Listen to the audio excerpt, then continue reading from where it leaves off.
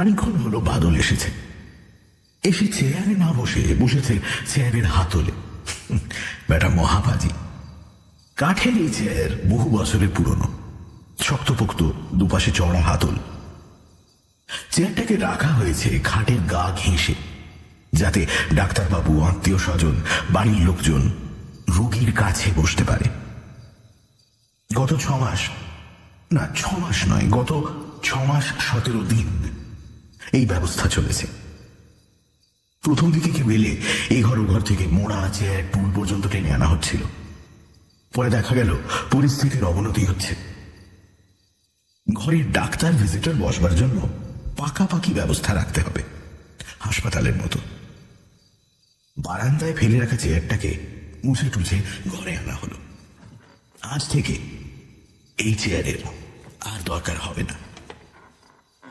বাদল যখন এলো তখনও বাইরে আলো ফোটেনি, ফুবো ফুবো করছে। একটা দুটো কাক ডেকে উঠল, আড়মোড়া ভাঙা ডাক। রাস্তা দিয়ে ঝনঝন আওয়াজ করে চলে গেল দুধের গাড়ি। রমাকান্ত বাবু পাশ ফিরতে গেলেন। একটু পারলেন, বেশিটা পারলেন না। পাশ ফেরবার শক্তি মানুষটার আর নেই। শ্বাস নিতেও কেমন অসুবিধে হচ্ছে। মনে হচ্ছে একটু নব ঘুরিয়ে ঘরের বাতাসের পরিমাণ কমিয়ে দিয়েছে। খানিক আগে বুকের ভেতরে এক ধরনের চাপা ধরফড়ানি শুরু হয়েছে। শরীর জানান দিচ্ছে সময় ঘুমিয়ে গেল।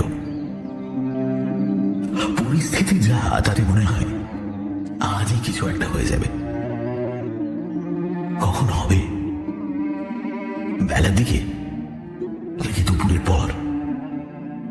রমাকান্ত বাবুর মনে হচ্ছে দুপুরের পর হলে ভালো।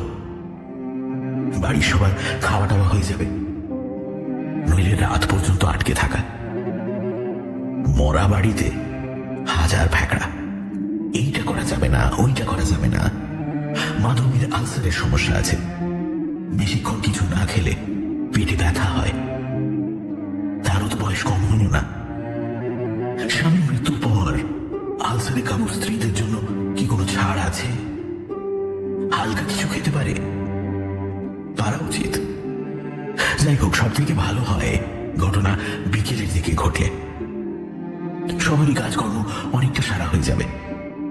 যারা অফিস করে তারা হাফ ছুটি নিতে পারবে, ছেলেপেলেরাও স্কুলে যেতে পারবে। তো এই তো আর কারোর হাতে নেই যে সকলকে স্নান টান করিয়ে মাছের ঝোল ভাত, কাঁচা আমের চাটনি খাইয়ে ছোট্ট একটা ভাত ঘুম দিয়ে তবে ঘটবে। মৃত্যু কখন আসে কেউ বলতে পারে না। জন্ম মৃত্যু খুবই অনির্দিষ্ট একটা বিষয়। তারা স্বেচ্ছাচারী, নিজের খুশি মতো চলতে পছন্দ করে। রমাকান্ত বাবু ঠোঁটের ফাঁকে হাসতে চেষ্টা করলেন। একটু পারলেন, একটু পারলেন না। মনে মনে ভাবলেন এই যথেষ্ট, আর কোনো কিছুই সবটা পারবার সময় নেই। মুক্তি, মুক্তি, রোগ যন্ত্রণা থেকে মুক্তি, মুক্তি দীর্ঘ জীবন বয়ে নিয়ে যাওয়ার পরিশ্রম আর ক্লান্তি থেকে, মুক্তি বেঁচে থাকবার যাবতীয় গ্লানি অবহেলা থেকে। রমাকান্ত বাবু আবার হাসবার চেষ্টা করলেন, মুক্তির হাসি। রমাকান্ত বাবু ঠিকই ভেবেছেন, তবে মুক্তি শুধু নিজের নয়, মুক্তি বাড়ির লোকেদেরও। তারাও হাঁপিয়ে পড়েছে। তারাও এবার জীবন নাটিকার যবনিকা পতন চাইছে। নিজের মধ্যে বলা বলিও করছে। এই তো পরশু রাতেই বড় ছেলে শুভ দরজার উপাশে দাঁড়িয়ে তার বউকে চাপা গলায় বলছিল। শুভ ভেবেছিল বাবা ঘুমিয়ে পড়েছে, শুনতে পাচ্ছে না। রমাকান্ত বাবু সবই শুনেছেন, জেগেছিলেন। শুনতে ভালোই লেগেছে। এখন আর স্ত্রী, ছেলে মেয়ে, পুত্রবধূ, জামাইরা কি বলল সেটা আসল কথা নয়। আসল কথা হলো এখন তারা কাছে আছে। তাদের চোখে দেখা যায়, গলা শোনা যায়, ছোঁয়া পাওয়া যায়। কয়েক মাস ধরে এই অনুভূতিটা হচ্ছে। বারবার মনে হয়েছে বেশি দিন নয়, এবার চলে যেতে হবে অনেক দূরে। কত দূরে তাও ঠিক মতো জানা নেই। হাজার চেষ্টা করলেও ভালোবাসার মানুষদের সঙ্গে আর দেখা হবে না, কণ্ঠস্বর শোনা যাবে না। বিগত কটা দিন বেশিরভাগ সময় রমাকান্ত বাবু আধো ঘুম আধো জাগরণের মধ্যে কাটিয়েছেন। চোখ বুজে পড়ে থেকেছেন। সবাই ভেবেছে রোগী ঘুমোচ্ছে, শরীর বোধ হয় খানিকটা ভালো। রমাকান্ত বাবু ভুল ভাঙেননি, ভাঙাতে গেলেও বিশ্বাস করবে না। ভাববে অসুস্থ মানুষ, ভুল বকে, ঘুমোলে বলে জেগেছিলাম। তা থেকে চুপ করে থাকাই ভালো।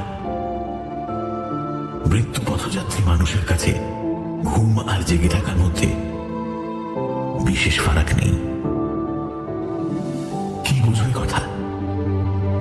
এক ব্যক্তিগত অভিজ্ঞতা, সবাইকে বলবার মতো নয়। বোঝানো তো যায় না, আর বোঝানোর দরকারই বা কি? সেদিনও রমাকান্ত বাবু তাই ছিলেন। ঝিম থাকা অবস্থায় বড় ছেলে আর তার বউয়ের কথা কানে এসেছে সব। শুভ তার বউকে বলেছিল, উফ, আর কতদিন বলো তো? এ তো আর টানা যাচ্ছে না। টাকার পর টাকা চলে যাচ্ছে। ডাক্তারবাবু দেখছি তেমন। আরে বাবা, যদি চান্স না থাকে তাহলে এত দামি ওষুধ দেওয়ার মানে কি? কম দামের কিছু দাও, এ তো ওয়েস্টেজ। আচ্ছা, বাবা আর কতদিন বলো তো ঝুমা? বৌমা বিরক্ত গলায় বলল, আমাকে বলছো কেন? বাবা তোমার কবে মরবে কবে বাঁচবে তুমি জানো, আমি কি করে বলবো? বড় ছেলে মুখে ফু ধরনের আওয়াজ করে বলল, এমন ভাবে বলছো ঝুমা যেন তোমার নিজের বাবার মৃত্যুর ডেট তুমি জেনে শুনে বসে আছো। নিজের বাবা হলেই সব জানা যায়। ঝুমা ঝাঁঝিয়ে উঠল, এই আমার বাবার কথা আসছে কোথা থেকে? আমার বাবাকে টানছো কেন? বলার সাপ, সে মরবে কিসের জন্য? সে তো আর শ্বশুর মশাইয়ের মতো 6 মাস বিছানায় কেতরে নেই না। ডাক্তার বদির পেছনে কারি কারি টাকাও খরচ করাচ্ছে না, ছেলে মেয়ে পুত্রবধূ জামাইদের ছুটিও মারছে না। সে আছে নিজের মতো, তার জন্য কুটাচ্ছ কেন তুমি? বড় ছেলে বলল, আচ্ছা আচ্ছা, ঠিক আছে। হ্যাঁ, তোমার বাবা হলেন বিরাট পরোপকারী, গুণের সম্রাট। আমার বলাটাই ভুল হয়েছে, আই এম সরি। ঝুমা গজগজ করে বলল, কথা কথা আমার বাবাকে টানবে না বলে দিলুম। হ্যাঁ, নিজের বাবাকে নিয়ে ঝামেলায় পড়েছো, যা বলবার তাকে বলো। কি বলবো? ঝুমা রাগ রাগ গলায় বলল, কি আবার বলবে? বলবে অনেক সমস্যা করেছেন, এবার সমস্যা শেষ করুন। হয় ঝেড়ে উঠুন, উঠে বাজারে যান, বাড়ির ট্যাক্সের কাগজ জমা করুন, নয় খেল খতম করুন। শুভ অবাক গলায় বলল, বাবাকে বলবো শেষ করুন? মানে তুমি মরে যাও? এসব কি বলছো ঝুমা? ঝুমা নিজেকে সামলে নিতে নিতে বলল, বাবা না, মানে মরে যাও বলবে কেন? বলবে বলবে বলবে এবার ভালো হয়ে ওঠো। তোমার সেবা যত্ন করতে করতে তো বাড়ি শুধু সবার নাজেহাল অবস্থা। টাকা পয়সাও জলের মতো বেরিয়ে যাচ্ছে। এত বয়স হয়েছে, এটা বুঝতে পারছো না? বড় ছেলে চুপ করে থেকে চাপা গলায় বলল, এই এই ঝুমা, এই ঝুমা, ধীরে বয়সে বারবার বউয়ের নাম বলে আহ্লাদি করছো কেন? কি বলবার বলে ফেলো না। বড় ছেলে ফিসফিস করে বলল, একটা কাজ করো না। ঝুমা চাপা এবং সন্দেহ ভরা গলায় বলল, কি কাজ? শ্বশুর মশাই কি বিষ খাও? শুভ বলল, উফ, তোমার মুখে কিচ্ছু আটকায় না। তুমি ডাক্তারবাবুকে একবার জিজ্ঞেস করবে প্লিজ। ঝুমা বলল, কি জিজ্ঞেস করবো? শুভ কিছু একটা বলল। রমাকান্ত বাবু শুনতে পেলেন না, যদিও গত কয়েক মাস ধরে কান খুব ভালো সার্ভিস দিচ্ছে। প্রকৃতির কি এটাই মজা? শরীরের সব অঙ্গ কাহিল করে দিয়ে একটাকে তরতাজা করে রাখে। তার বেলায় যেমন শ্রবণ ক্ষমতাকে রেখেছে। মনে হচ্ছে যুবক বয়সে কান ফিরে পেয়েছেন। দূরের কথাও শুনতে সমস্যা নেই। ঝুমা খানিকটা জোর গলায় বলল, এই কথা তুমি জিজ্ঞেস করতে পারছো না? ডাক্তারবাবুকে ফোন করে জিজ্ঞেস করো।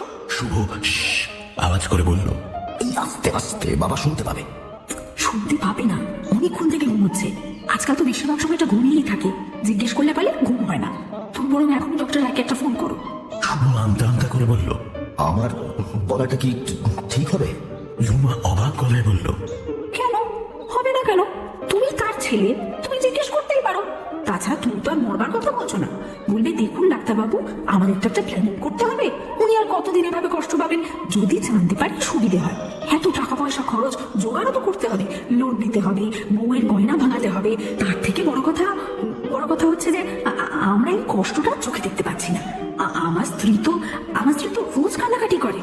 বড় ছেলে শান্ত গলায় বলল, তুমি আমার মরণাপন্ন বাবার জন্য কান্নাকাটি করো? এত বড় মিথ্যে কথাটা বলে কি ঠিক হবে ঝুমা? ঝুমা চাপা গলায় স্বামীকে ধমক দেয়। চুপ করো, বেশি ঢং দেখিও না। তোমার মা কি বলেছেন? শুভ বলল, কি বলেছেন? রমাকান্ত বাবু কান খাড়া করলেন। তার ছেলের মা মানে তার স্ত্রী, মানে মাধবী। মাধবী আবার কি বলল? ঝুমা বলল, কাল বিকেলে ঘরে ডেকে আমাকে বলল, বৌমা তোমার শ্বশুরমশাইয়ের হাগামতার কাপড় আমি আর ধুতে পারবো না। এক দুদিন হলে হয়, মাসের পর মাস হলে হয় না। খোকাকে বলো লোক রাখতে, সে বড় হয়েছে, রোজগার পাতি করে, বাবার হাগামতার পিছনে পয়সা খরচ করতে পারবে না এমনটা তো নয়। সংসারে অনেক ঝিগিরি করেছি, আর নয়। তোমার শ্বশুরমশাই চলে গেলে নিজের মতো একটু হাত পা ছড়িয়ে থাকবো। নিজের স্ত্রী তো এসব বলছে, আমি কেন পারতে যাবো? শুভ বলল, আচ্ছা আচ্ছা চুপ করো, আর মায়ের নিন্দে করতে হবে না। সারাক্ষণ শুধু মায়ের নামে গাল। আমি দেখছি। শুধু স্ত্রী, বড় ছেলে, বৌমা নয়, রমাকান্ত বাবুর মেয়ে জামাইও খুব অসুবিধাতে রয়েছে। কাজকর্ম ফেলে তাদের ছুটে ছুটে আসতে হচ্ছে। তার উপর টাকা পয়সা নিয়ে টেনশন হওয়াটাই স্বাভাবিক। শুভ যে কোনো সময় তার দিদির কাছে হাত পাততে পারে। বলা যায় না, হয়তো আয়ার একবার টাকাটাই চেয়ে বসতে পারে। এই কদিনে রমাকান্ত বাবুকে নিয়ে মেয়ে জামাইয়ের মধ্যে ঝগড়াঝাটিও হয়েছে। সেদিন তো পাশের ঘরে দুজন খুব একচোট চেঁচামেচি করলো। করবারই কথা, একজন যদি 6 মাস ধরে মরবো করে শুয়ে থাকে তাহলে সকলেরই সমস্যা। তার উপর রমাকান্ত বাবুর জামাই কোনো হাবিজাবি লোক নয়, সে নাম করা মানুষ, তার একটা পরিচয় আছে, কলেজে পড়ায়।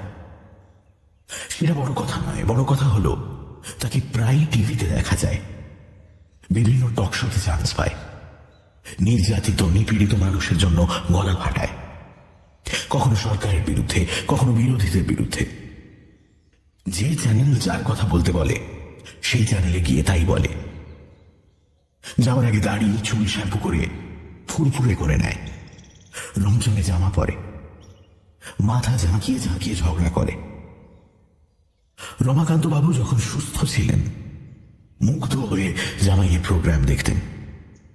গিন্নি ঝামেলা করত, রিমোট টিপে সিরিয়াল দেখতে চলে যেত। করো কি? শ্যামলের কথা শুনছি। মাধবী ঝাঁঝিয়ে উঠত। রাখো তোমার জামাইয়ের কথা, খালি বক বক আর বক বক। কি আমার বক্তিমি দেওয়ার লোক এলো রে? ওর লেকচার কেন শুনতে যাবো? দেশের জন্য কোন কর্মটা করেছে তোমার জামাই? এমন ভাবে দাঁড়িয়ে নাড়িয়ে কথা বলে মনে হয় টেগার চাপকে বোম মারবে। মেয়ে কিন্তু রাগ করবে, সে রাতে ফোন করে জিজ্ঞেস করবে তার বরের কথা শুনেছি কিনা। মাধবী আরো রেগে যেত। বনির আশকারাই তো জামাইটা গোল্লায় গেল, ঘরের কাজ করে না, কলেজে যায় না, খালি ক্যামেরায় মুখ দেখানোর জন্য ছোটছাটানি। ছিয়েছি, এইসব ছেলেকে মারতে হয় চড়। সেদিন মেয়ে জামাইয়ের ঝগড়া পুরোটা না হলেও কিছু কথা ভেসে আসছিল। আজকাল কেমন শীত শীত করে, রক্তের জোর কমে গেছে।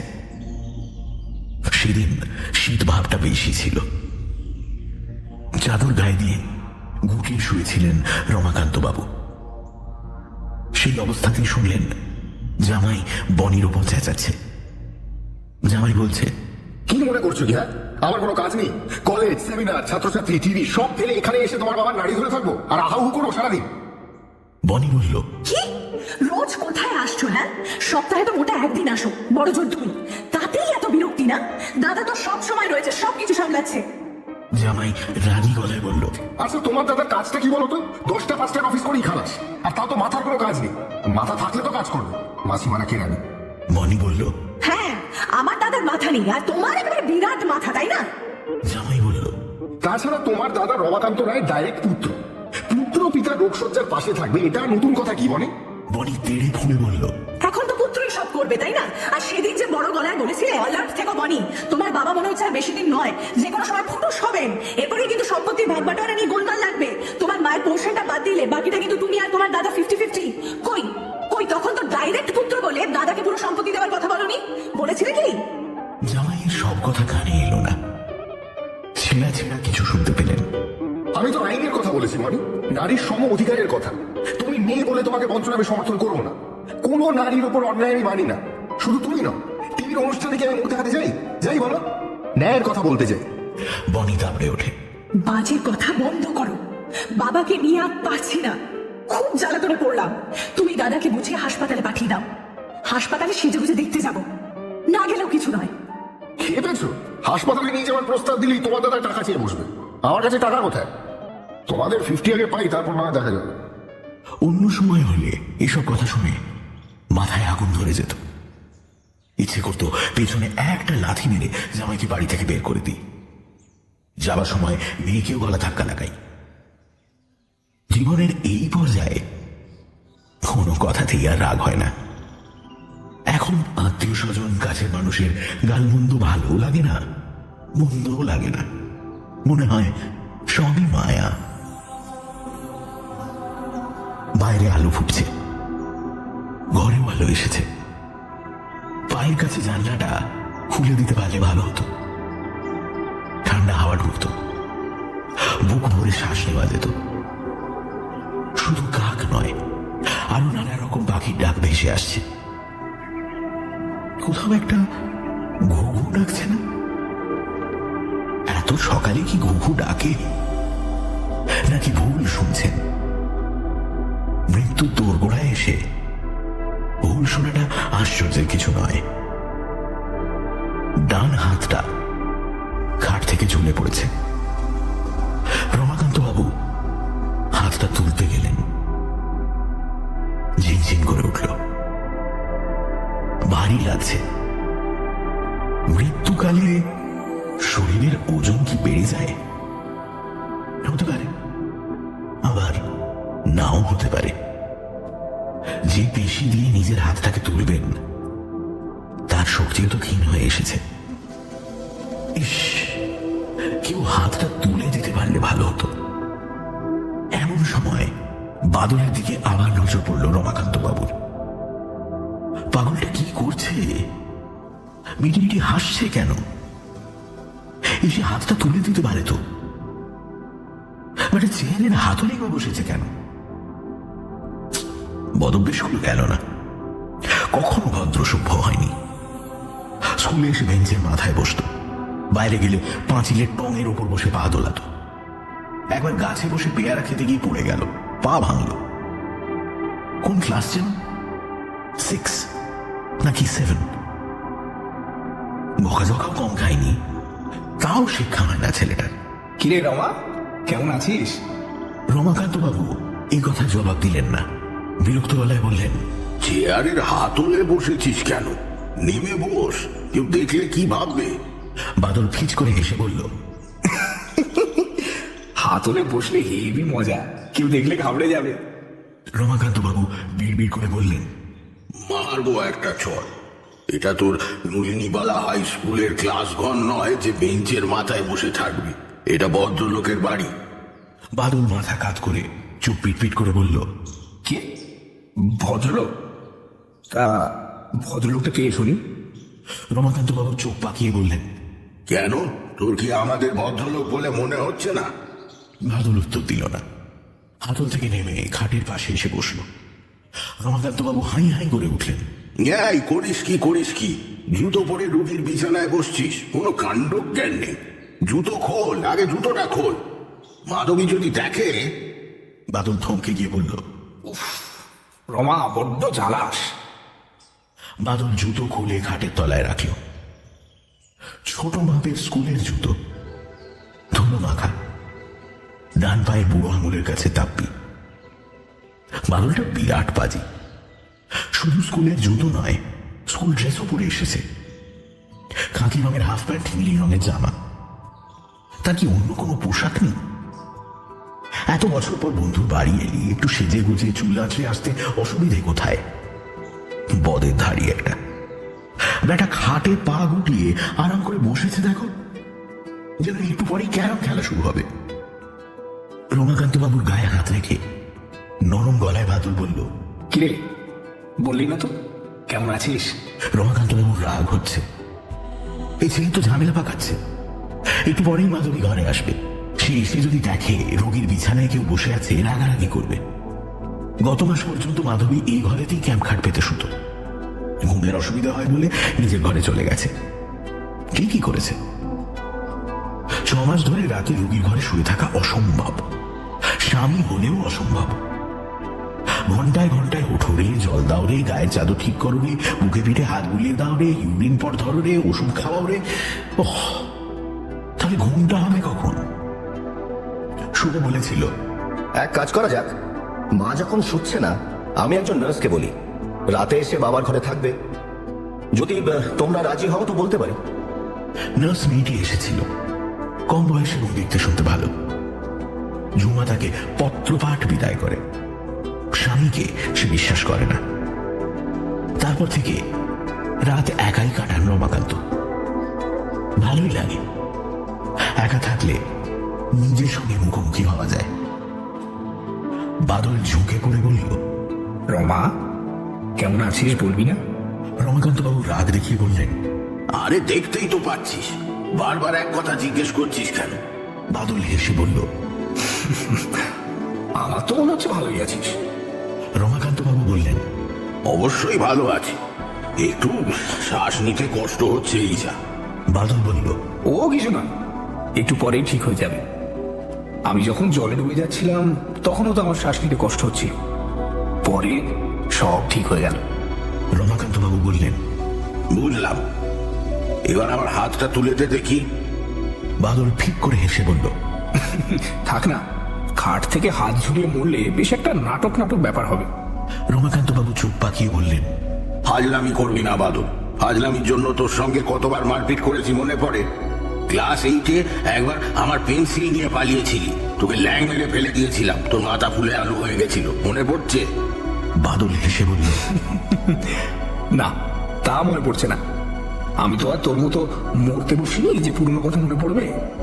ঘরের আলো আরো বেড়ে গেছে। আজ বোধহয় খুব রোদ উঠবে। এও একটা মুশকিল, সবাইকে গরমে বেরোতে হবে। শুভটার আবার অ্যালার্জির ধাত, বেশি গরমে গায়ে র্যাশ বেরোয়। অবশ্য এখন তো আর ডেড বডি গাড়ি করে শ্মশানে নিয়ে যাওয়ার ব্যাপার নেই, কাছে ঢাকা গাড়ি আছে। তাও একটা ছোটাছুটি তো থাকে, ঘর বার করতে হয়। আমার অসুখের খবর তোকে কে দিল বাদল? বাবলুদা। বাবলুদা? হার্ট অ্যাটাকে যে মারা গেছে সেই বাবলুদা? বাদল একটা হাই তুলে বলল, হ্যাঁ, সেই বাবলুদা। রঞ্জনাও বলল। রঞ্জনাকে মনে আছে? বিষ খেয়েছিল। রমাকান্ত বাবু একটু চুপ করে থেকে নিচু গলায় বললেন, মনে আছে। বাদল ফিচ করে হেসে বলল, এই, তোর সঙ্গে একটা প্রেম ছিল না? বিয়ে করলি না কেন? তাহলে না বেচারি এভাবে মরতো না। রমাকান্ত বাবু বাদলের দিকে এক মুহূর্ত তাকিয়ে থেকে বললেন, রঞ্জনা তোকে কিছু বলে? বাদল নাক টেনে বলল, বলে না, তবে বুঝতে পারি তোর উপর খুব অভিমান। পাগলি একটা, সেই কবেকার কলেজের প্রেম এখনো জিয়ে রেখেছে। রমাকান্ত বাবু বললেন, ওরা সব কেমন আছে? বাদল বলল, ভালোই আছে রে। রমাকান্ত বাবু আবার একটু চুপ করে থেকে বললেন, তুই কেন এসেছিস? বাদল সহজভাবে বলল, আমি তো তোকে নিতে এসেছি। অনেকটা পথ জানিস, দুজনে গল্প করতে করতে চলে যাব। তুই কি আমাকে বিকেল পর্যন্ত সময় দিবি বাদল? বাড়ির সবাই খেয়ে টেয়ে নিত, সারাদিন ধকল যাবে। বিকেল বিকেল হলে রোদটাও কম হতো। বাদল বলল, না, মৃত্যু সময় দেয় না রে, আমাকেও দেয়নি। রে চল। মাধবী ঘরে ঢুকলেন, ঢুকেই থমকে দাঁড়ালেন। কেমন একটা গন্ধ। রমাকান্ত বাবু হেসে বললেন, এসো মাধবী, তোমার সঙ্গে আলাপ করিয়ে দিই। আমার স্কুলের বন্ধু বাদল, ও পাজি ছেলে, ব্যাটা ক্লাস 8-এ পড়বার সময় জলে ডুবে ফট করে মরে গেল। সাঁতার জানতো তবু মরল।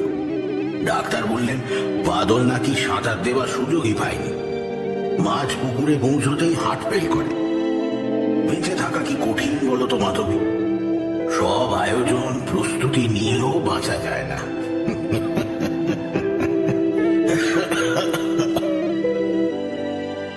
যাবার আগে ওকে একটু জোর করে ধমকে দাও তো মাধবী। রোগীর বিছানায় উঠবার জন্য ওর ধমক খাওয়াই উচিত।